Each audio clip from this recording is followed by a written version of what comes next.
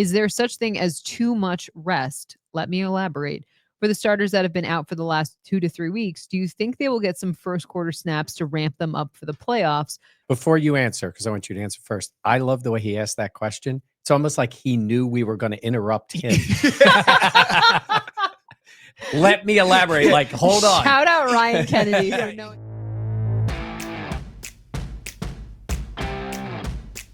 We'll start with this question from Robin. So there's still a damn good defense. I have zero problem with them bringing this guy in. All right, welcome back to Buffalo Plus, presented by Connors and Ferris, Mike Catalana, Dan Fetes. I am Jenna Cottrell. Please be sure to like, comment, subscribe, and share. And welcome into today's You Ask, We Answer, presented by Stellar Roofing, Windows, and Siding. Gentlemen, the Bills coming off that big win over the Jets. They locked up the 2 seed, and we're going to get into our questions. Let's first start from This Is Tooch.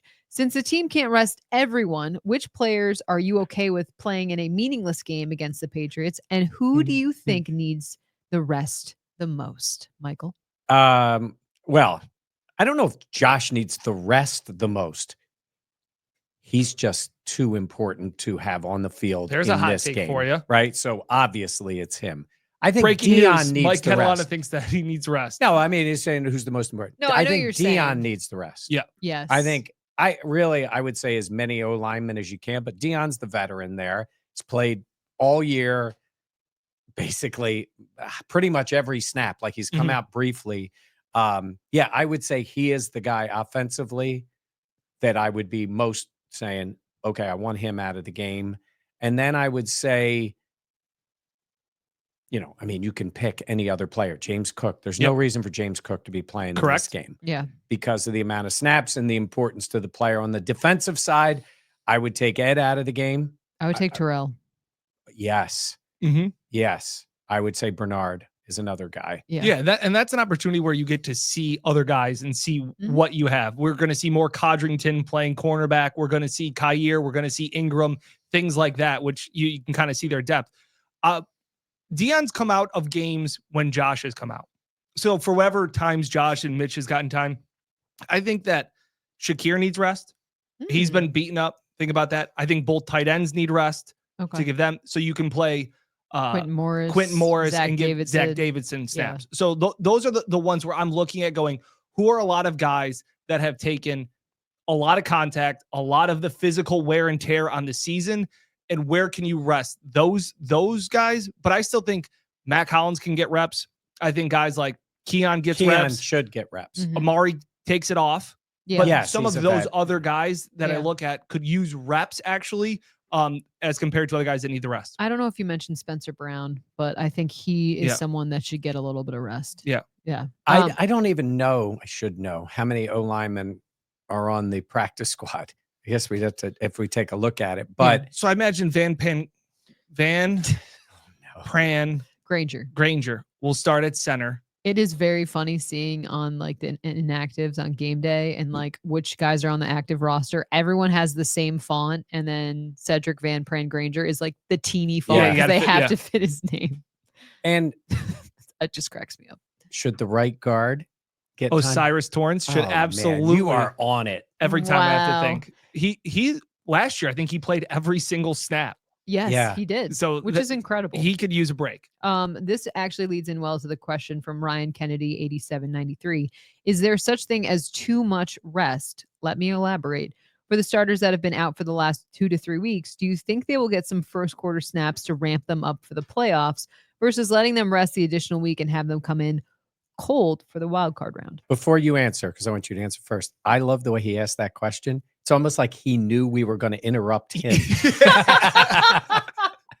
Let me elaborate. Like, hold on. Shout out Ryan Kennedy for knowing how this works. He's watched the pod enough to know that they're going to cut me off before this question actually gets finished. So let me elaborate before we go on. I think that's a great question, and I think it's a really good point to be made. Yeah. I think a guy like DeMar, you rest. He has had enough snaps.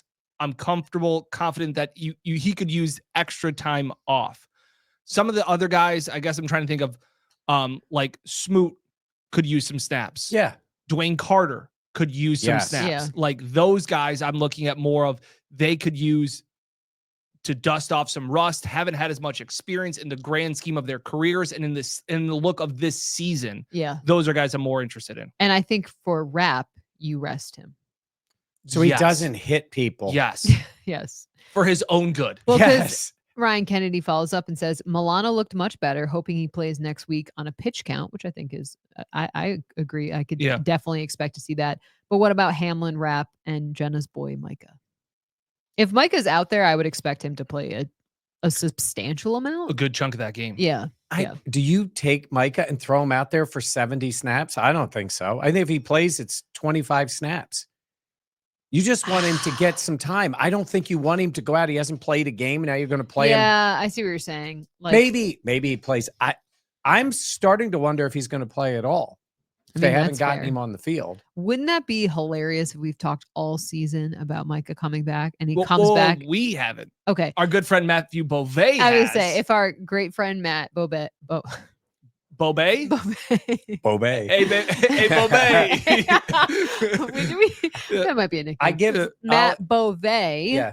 If he talked about this all season long, and Micah comes back and never plays. And Beauvais, to his credit, and he credit to him, he took credit for this, but he just wanted to get him back.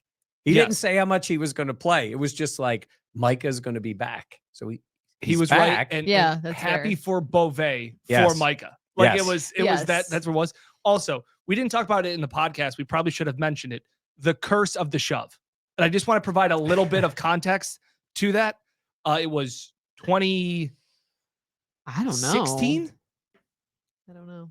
2017? Yeah. I don't think it was Beauvais was still shooting games. 2017? That seems too late. It was pre Sean, I think. Yes. Yeah.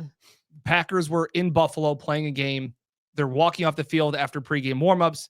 Beauvais there filming. He's now the sports director at 7. He's not in the field anymore shooting the games.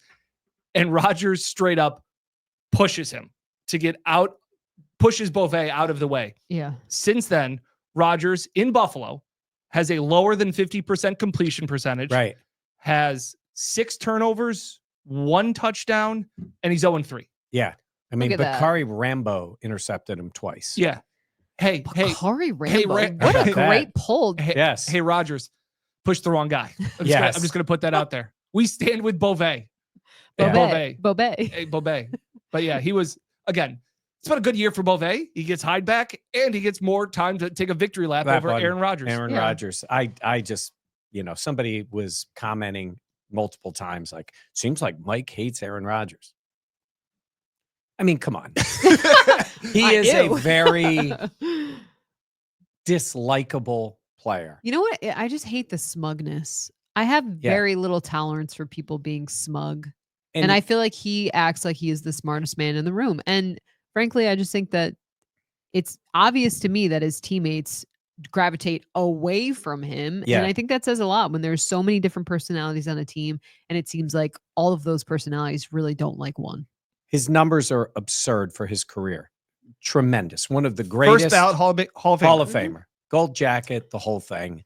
You can be good, but that doesn't mean you're respected. Ooh. Yeah, and I think he was always respected because he was so good. He was so good. You put up with the BS because he was so good. Yeah. And look, for the Jets, hey, I want him back.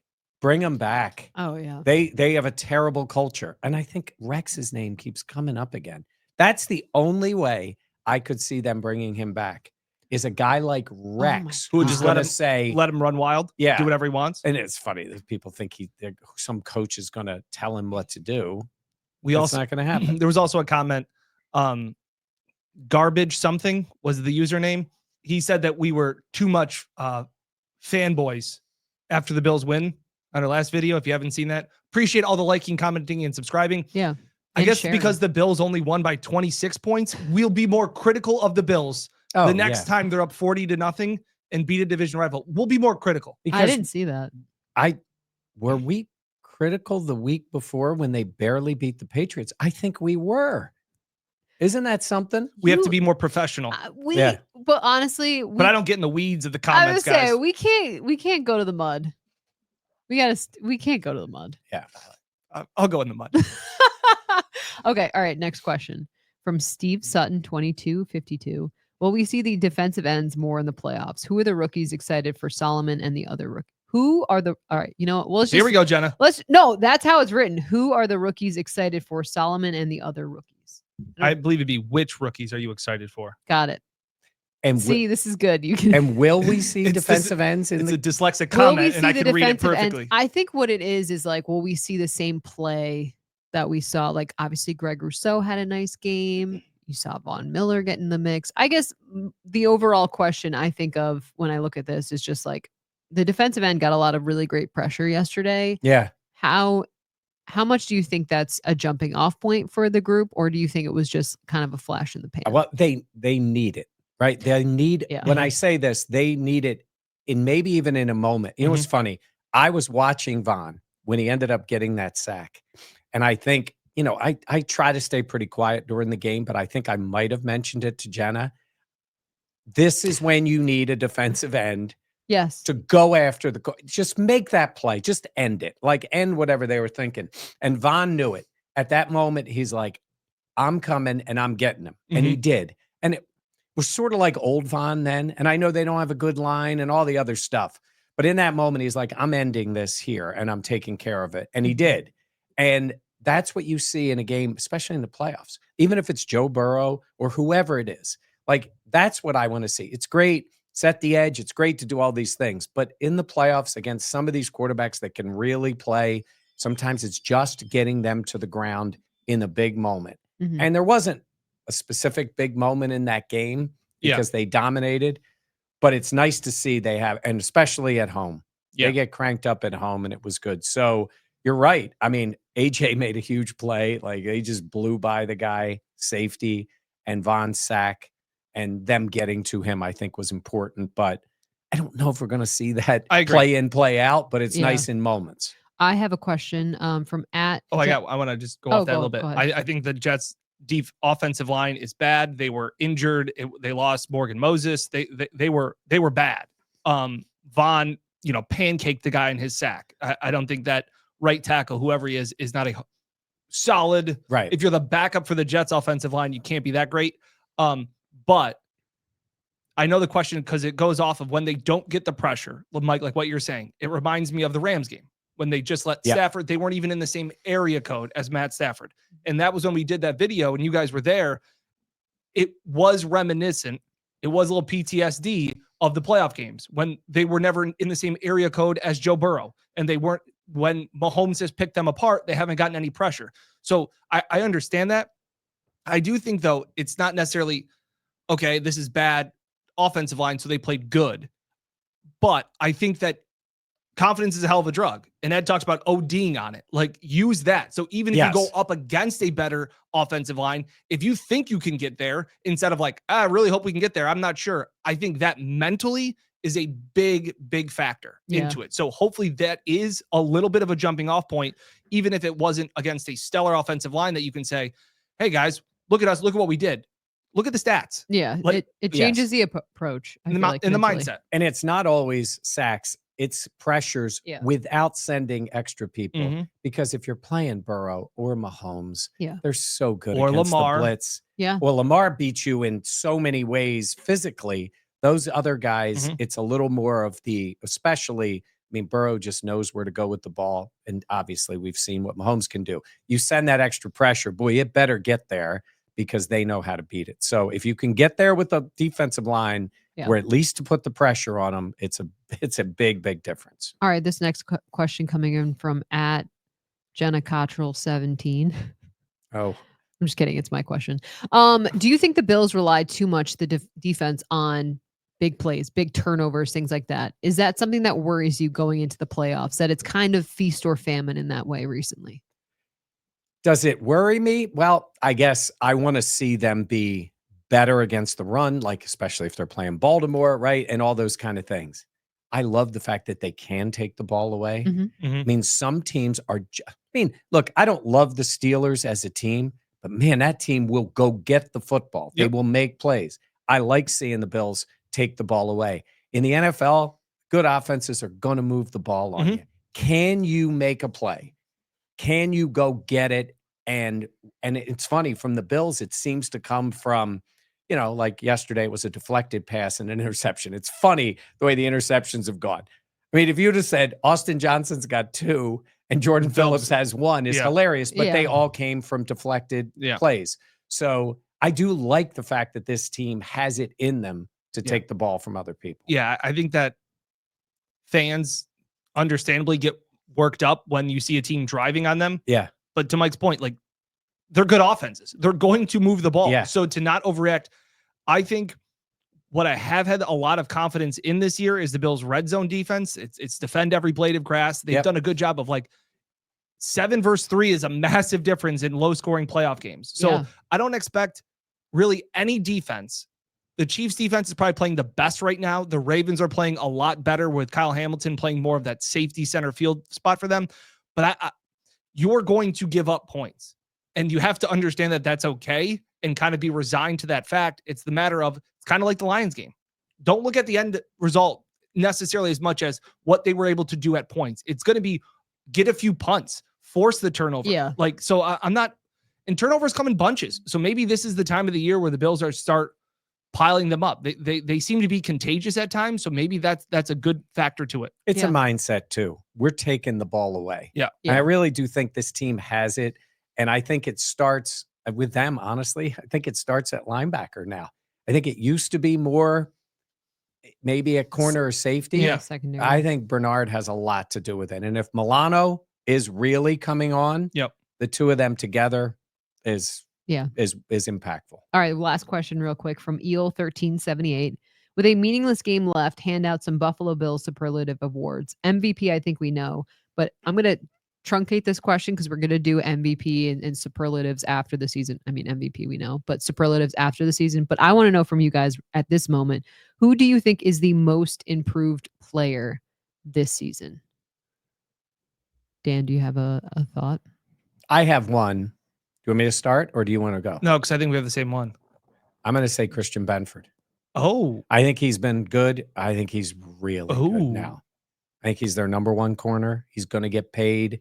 I think he's elevated himself to that spot. Mm-hmm. I wonder if you have who I'm thinking of. Offense? James Cook.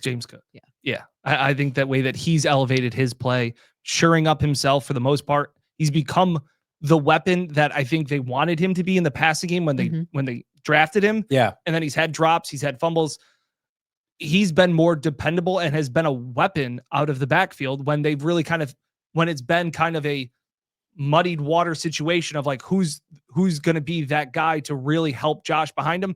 And I understand that Ray Davis and Ty Johnson both have a role in this offense, and it's an important role. And but I feel like it all feeds off James Cook. I agree. And also too, we were even watching the game yesterday and up from the press box where you can see kind of runs and things come together. You saw the patience of James Cook and you saw him wait, find the hole and go. So I think that's also the maturation of him learning the defenses more, learning the coverages more, where the O-line's going to be. And I think that just comes with time. It comes with time and confidence. He knows it. And I also want to, again, apologize to Jenna.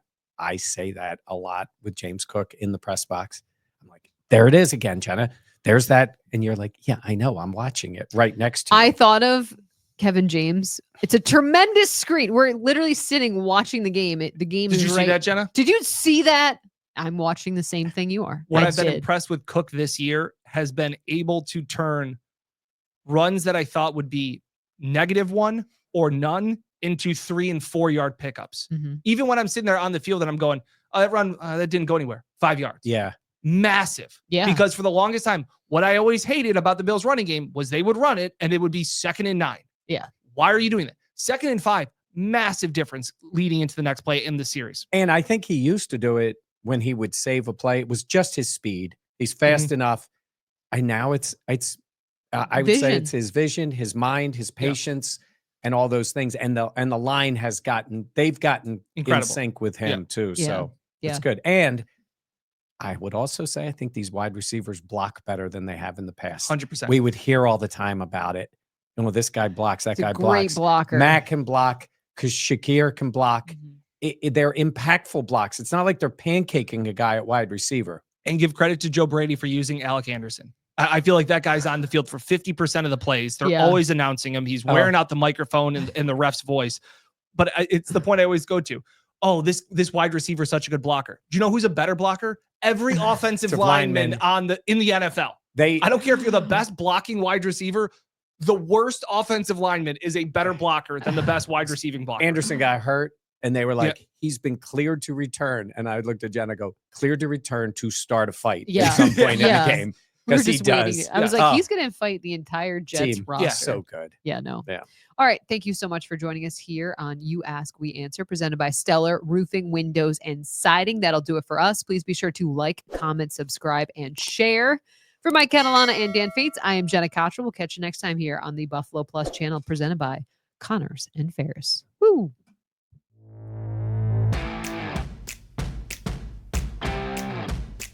We'll start with this question from Robin. So there's still a damn good defense. I have zero problem with them bringing this guy in.